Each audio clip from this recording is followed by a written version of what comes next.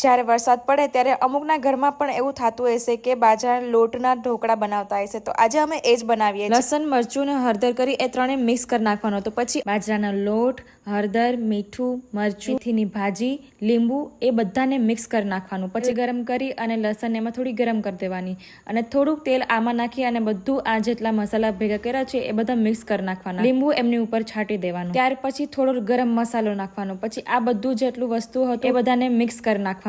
ત્યાર પછી ગરમ તેલ થઈ ગયું તો એમાં જેટલો આપણે મસાલો બનાવેલો હતો પીસેલો એ આખો એમાં નાખી દેવાનો અને એમાં આખા મરચા નાખી દેવાના તો અને શેકી દેવાનું। પછી 1-2 ગ્લાસ પાણી રાખવાના અને આવી રીતના ગરમ કરી દેવાનું।